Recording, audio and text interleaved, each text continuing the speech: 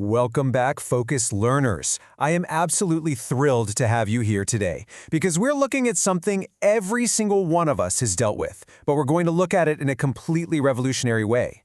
Today's explainer is all about overthinking, but we aren't going to talk about it as some psychological flaw or a personal failure or just, being stressed. No way. We're going to completely reframe overthinking as a concrete, geometric, and physical phenomenon. We are literally going to look at the actual physics of your thoughts. So here is our agenda for today's journey. First, the universe inside your head. Second, gravity, orbits, and mental friction. Third, the mathematics of presence. Fourth, breaking the line of thought. And finally, a step-by-step meditation guide. All right, let's jump straight into Section 1, the universe inside your head. So what if overthinking is literally just a physics problem? For my highly analytical listeners out there, I want you to drop any woo-woo perceptions you might have about mindfulness right now. Seriously, we aren't burning sage today. We're going to look at the mind strictly as a system of space and time. Think about it. If your car engine is overheating, you don't judge it, right? You look at the mechanics.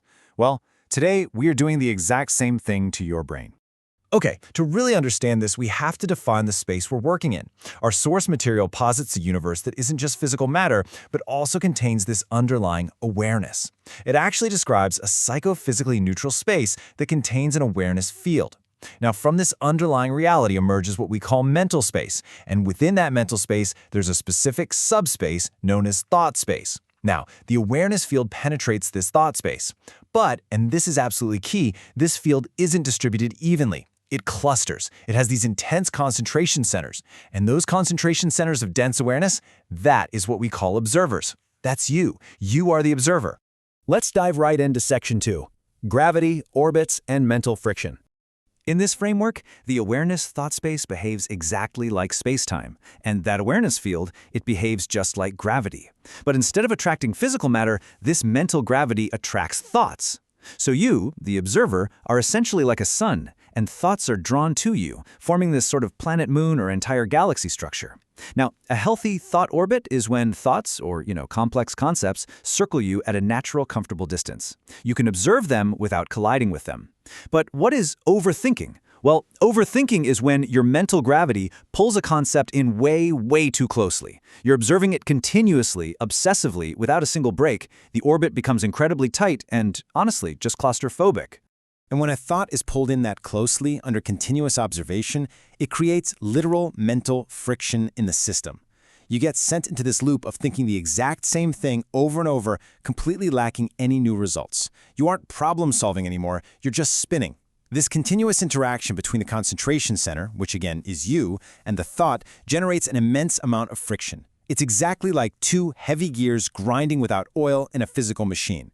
And that friction, my friends, is exactly what we experience as human suffering. Moving right along to Section 3, the mathematics of presence. Now, what's really interesting here is how we solve this friction problem. We use this, the Kronecker delta. It's a function used in mathematics and physics, and it represents a profoundly simple, yet totally logical pivot for our understanding of presence. We're actually going to use this exact formula to solve our mental friction problem. Let's walk right through the math, because it's brilliant. The Kronecker delta function operates on two variables, I and j. Think of I as the present reality, the actual natural flow of nature right now. And think of j as where your mind's concentration is currently directed. Now, when I equals j, meaning your concentration is perfectly aligned with the present flow of nature, the function outputs a 1. Your awareness delta shoots straight to 1. But when I does not equal j, meaning the present moment is happening, but your mind is stuck grinding on a thought loop from the past or worrying about the future, the function outputs a 0. You stay consistently stuck in a 0 state, grinding those gears. 1. This singular number is the ultimate goal. Achieving a mathematical value of 1 is exactly how we break out of those zero-state friction loops. When your awareness matches the present action perfectly, you hit 1, and that heavy, suffocating gravitational pull on that obsessive thought instantly drops. Which brings us to Section 4, breaking the line of thought. The absolute crucial point of this entire explainer is this. Conscious breathing disassociates the observer from the thought. I know it sounds almost too simple, but mathematically, this profound dissociation literally breaks the line of thought and halts that mental friction we were just talking about. Let's look at the exact mechanics of how this break happens. Remember that your breathing is essentially a physical flow of concentrated awareness. When you breathe consciously, you are taking an involuntary act and actively making it a voluntary anchor. The very second you do this, you forcefully pull your core awareness away from the concept that's orbiting in your mind, and you redirect that powerful gravity straight to your physical breath. You are literally pulling the mass of your attention away from the thought space. You're starving the overthinking loop of the gravity it needs to keep spinning. The line of thought simply cannot hold under those conditions. All right, let's bring it all together in Section 5, our step-by-step meditation guide.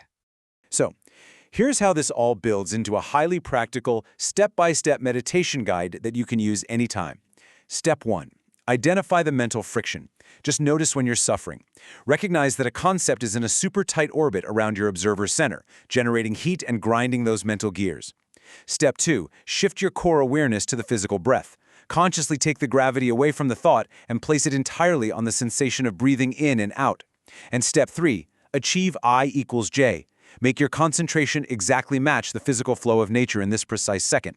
Focus solely on this voluntary anchor. By doing this, you instantly break the thought line. You literally stop the friction, and you stop the suffering.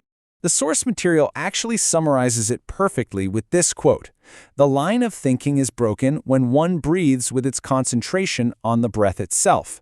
It's not magic, guys. It's not just a nice, relaxing thing to do on a Sunday. It is the ultimate mathematical and geometric solution to the friction inside your universe. So I want to leave you with this final provocative thought. Take a step back today and really look inward. What does your mind's galaxy look like right now? Are your thoughts in a beautiful, healthy orbit, or are you generating a ton of friction? Well, you now have the exact mechanics, the physics, and the mathematics to change it. Are you ready to become the master of your own mental gravity? Thank you so much for joining me for this explainer. Keep learning, keep breathing, and I'll see you next time.